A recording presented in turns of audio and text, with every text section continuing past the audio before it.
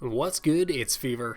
Today I want to talk a bit more broadly about modding, and this pertains to modding in any game, but to ground it in this video, we're going to say Skyrim modding.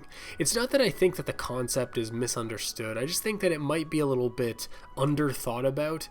I'm one of those many people actually, who have spent hundreds and hundreds of hours digging through mod websites, creating mod lists, tweaking, cleaning, editing mods, just to create the perfect load order, but I've actually never even completed the DLC content.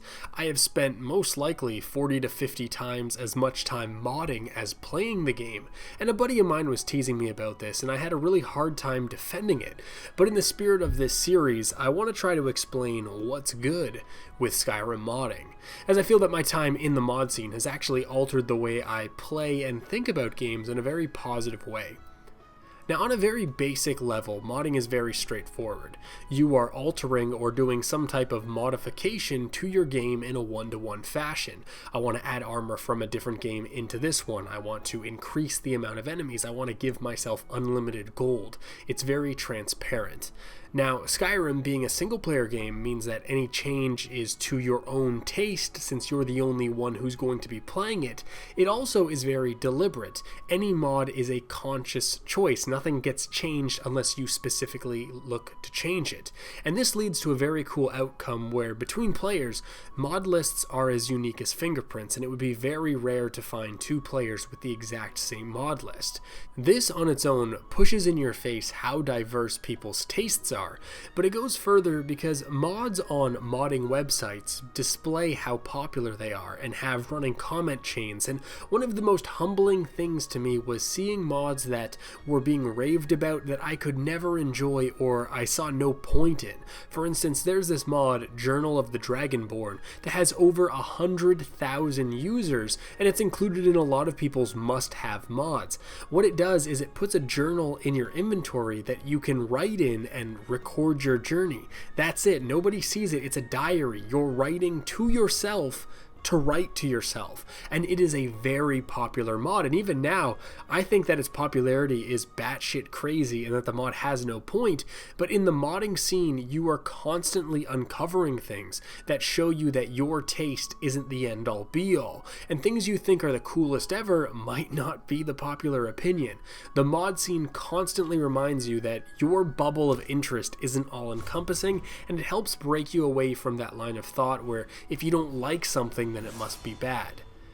The longer you mod, the more it changes from that one-to-one to almost a practice in game theory, because thoughts like, I want to increase enemies, start to morph into, I want to increase difficulty.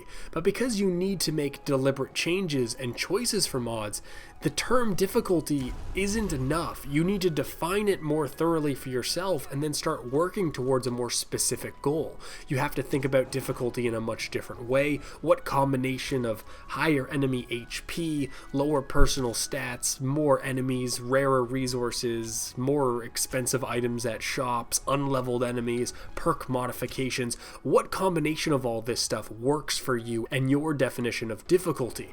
And you end up doing a balancing act as you overtune, then undertune, then break the game or make the game unfun, and in this process you learn just how intermingled so many concepts and systems are, where you can make one change that has this strange ripple effect that alters your game in ways you didn't expect. And you also learn that sometimes less is more, and while you could completely overhaul the character progression, the stats, and all of your perks, it could end up having less of an impact than just removing health regeneration. And it becomes very apparent just how vague words that we use to describe games are, like the aforementioned difficulty, when you need to interact with them specifically.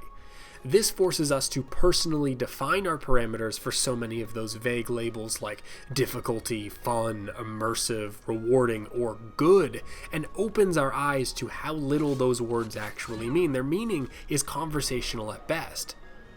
Now, most of us aren't going to be game designers, but even past that last point, more experienced modders, especially with a good knowledge of the mod database or the ability to make some of their own adjustments, can start really honing mod lists to create certain experiences. Creating a mod list themed around the Civil War conflict or dark fantasy or the Daedra, the game can start to look more like a mini game at that point, as you aren't intending to play through the game and complete the story or make your dream mod list, but instead to play a very tailored, intended experience created by you. Sometimes creating a mod list to make hunting wild animals as good as it possibly can be is all you're trying to accomplish. It's a lightweight exercise in design, and even to those people like me who spend way more time modding than playing, there is a lot of joy, a very high level of joy in finding or tweaking settings into something that feels right without having the need to play. There is a sense of accomplishment or enjoyment just in the process of creation, the same way you and some friends might be talking about your favorite game and what you would do different if you were the one balancing it. It's just taking that a step further. It's a realization of an idea. Now, as for the mods themselves, sometimes they're functional and are used to do certain things, but whether you use them or not, it's always interesting to see the creative things that people come up with, and with a little knowledge about the engine's limitation and what is and isn't possible. Sometimes the really interesting part is not what it does, but how it does it and where you'd use it. But more than that, there's something personal about mods, especially the ones that were not made for the public, but for the author themselves and then they just released to the public, or mods where someone is still kind of fumbling around and learning. Over the years, I've seen mod authors get better over time, whether that's the voice acting or the 3D modeling or the scripting or the coding or the writing or everything, and it's kind of wild to see the evolution of so many authors' skill sets. You kind of form a connection or an attachment with certain names and authors because they have their own style. But what I find almost transcends modding as a whole are the non-functional mods, the ones that are for fun or silly or pointless or sweet or a tribute, mods that exist solely as a vehicle for the author's self-expression. And this is moving into a weird area that rivals art, as does anything that is just solely created. But it reminds you that sometimes things are the sum of their parts, and sometimes there's so much more than that. But what I find the coolest part of modding, just hands down, is sharing mod lists. I mentioned before that people's mod lists are very unique, but if an experienced modder shared their list with me, I would have a very good idea what makes them tick as a gamer, what they value, what they enjoy. It's almost like you can get into their headspace and then play around with it in the game. The game is providing this vehicle, again, to communicate with, and again, this is a very strange area. What modding has done to the way I look at games is to not get hung up on generalizations. Instead, I tend to break games down into very small parts, but only really care about the big picture stuff.